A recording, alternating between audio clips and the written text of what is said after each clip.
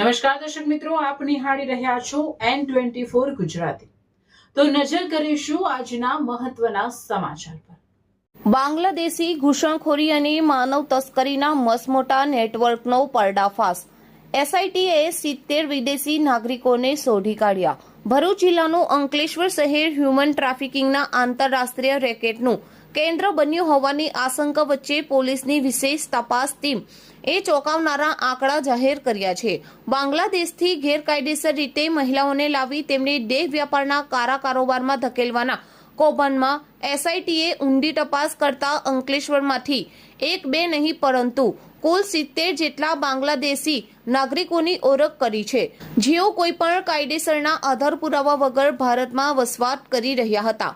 ભરૂચ પોલીસના anti human trafficking યુનિટે જ્યારે અંકલેશ્વરમાં દરોડા પાડ્યા ત્યારે 12 બાંગ્લાદેશી યુવતીઓ અત્યંત દયનીય હાલતમાં મળી આવી હતી। આ મહિલાઓને ગેરકાયદેસર સરહદ ઓળંગાવીને મોટા આર્થિક લાભની લાલચે અહીં લાવી ગુનાહિત પ્રવૃત્તિઓમાં જોતરવામાં આવી હતી। આ ઘટનાની ગંભીરતાને ધ્યાને રાખી રાજ્ય સરકારે અને પોલીસ વિભાગે તાત્કાલિક એસઆઈટીની રચના કરી હતી, જેનું નેતૃત્વ ડીવાયએસપી કુશલ ઓઝા સંભાળી રહ્યા છે। એસઆઈટીની 2 મહિનાની મેરેથોન તપાસ બાદ હવે આ રેકેટનો અસલી ચહેરો સામે આવ્યો છે। તપાસમાં કુલ 70 એવા બાંગ્લાદેશી નાગરિકો મળી આવ્યા છે, જેઓ ભારતીય કાયદાનો ભંગ કરીને અહીં ઘૂસ્યા હતા। આ ટોળકીમાં 49 મહિલાઓ છે, જેમાંથી મોટાભાગની મહિલાઓ માનવ તસ્કરીનો શિકાર બની હોવાની આશંકા છે। આટલી મોટી સંખ્યામાં વિદેશી નાગરિકોની હાજરીથી સ્થાનિક સુરક્ષા એજન્સીઓ પર ચોંકી ઉઠી છે। ડીવાયએસપી કુશલ ઓઝાના જણાવ્યા મુજબ પકડાયેલા તમામ શખ્સો વિરુદ્ધ ફોરેનર્સ એક્ટ હેઠળ ગુનો નોંધી તેમની ધરપકડની પ્રક્રિયા શરૂ કરવામાં આવી છે। આ ઘૂસણખોરોને અંકલેશ્વરમાં આશરો આપનાર અને બોગસ દસ્તાવેજો બનાવવામાં મદદ કરનાર સ્થાનિક એજન્ટો પર પણ પોલીસની કડક નજર છે। આગામી દિવસોમાં આ મામલે વધુ ધરપકડો થાય તેવી પૂરેપૂરી શક્યતા છે। ભરૂચ જિલ્લામાં 13/12/2025ના રોજ ઇમોરલ ટ્રાફિકિંગની કલમ 143 3-4 ત્યારબાદ આઈપીસી બીએનએસ કલમ 143 1D 1F 2 143 144 2 236 2 3 338 336 340 તથા 54 મુજબની કલમ હેઠળ ગુનો દાખલ થયેલ, જેમાં 11 જેટલી બાંગ્લાદેશી મહિલાઓને રેસ્ક્યુ કરવામાં આવેલ તથા 4 જેટલા આરોપીઓ, જે પૈકી 1 બાંગ્લાદેશી અને 3 ભારતીય વિરુદ્ધ ગુનો દાખલ કરવામાં આવેલ।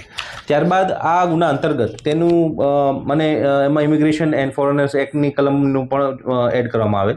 આ અંતર્ગત ભરૂચ જિલ્લામાં તથા આજુબાજુમાં ક્યાંય પણ આ પ્રકારના બાંગ્લાદેશીનું આવાગમન હોય અને એના બાબતેનો જે ગુનો દાખલ થયો છે એ બાબતે સુપરવિઝન માટે મહેરબાન એસપી સાહેબ ભરૂચ દ્વારા એસઆઈટીનું ગઠન કરવામાં આવેલ તથા નાયબ પોલીસ અધિક્ષક અંકલેશ્વરને તેને સુપરવિઝન અર્થે એસઆઈટી અધ્યક્ષ બનાવવામાં આવેલ। તે અંતર્ગત એસઆઈટીની કામગીરીના ભાગરૂપે અત્યાર સુધીમાં કુલ 70 જેટલી બાંગ્લાદેશી મહિલાઓ અને એને રેસ્ક્યુ કરવામાં આવેલ છે। 70 જેટલા લોકોને રેસ્ક્યુ કરવામાં આવેલ છે, જે પૈકી એસઆઈટી અંતર્ગત 58 જેટલા બાંગ્લાદેશી લોકોને રેસ્ક્યુ કરવામાં આવ્યા છે, જે પૈકી 49 જે છે એ મહિલાઓ જે છે અને 9 જેટલા જે છે એ પુરુષોને બાંગ્લાદેશીઓને રેસ્ક્યુ કરી અને તેમને આઈડેન્ટિફાઈ કરી અને હાલ તેમની કાયદેસરની કાર્યવાહી પણ કરવામાં આવી રહી છે। આમ ભરૂચ જિલ્લામાં બાંગ્લાદેશીઓ જે ગેરકાનૂની રીતે ભારતમાં વસવાટ કરે છે અને ગેરકાનૂની પ્રવૃત્તિ કરી રહ્યા છે અથવા કરી શકવાની સંભાવના છે, તેને આઈડેન્ટિફાઈ કરી તેમને રાઉન્ડ અપ કરવાની તથા તે અન્વયેની એમને ડિપોર્ટ કરવા માટેની રેસ્ક્યુ કરવાની કામગીરીમાં ભરૂચ પોલીસને ખૂબ મોટી સફળતા હાંસલ મળી છે। આમાં પોલીસ છે એ આગળની પણ લાર્જર કોન્સ્પિરન્સી કોઈ હોય કે જેમાં કોઈ પ્રકારના નાણાકીય લેવડ દેવડ કે અન્ય કોઈ ગેરકાનૂની પ્રવૃત્તિમાં લોકો ઈસમો સામેલ છે કે કેમ અને એ લોકોનું કોઈ નેટવર્ક છે કે નહીં તે બાબતેની પણ સઘન તપાસ પોલીસ કરી રહી છે અને ભવિષ્યમાં પણ ચાલુ છે। કેટલાક આરોપીઓ આમાં નાસ્તા ફરતા પણ છે, જેને પણ આગળ પોલીસ છે એ પકડવાની કોશિશ કરી રહી છે। અને એ બાબતની તપાસ ચાલુ છે.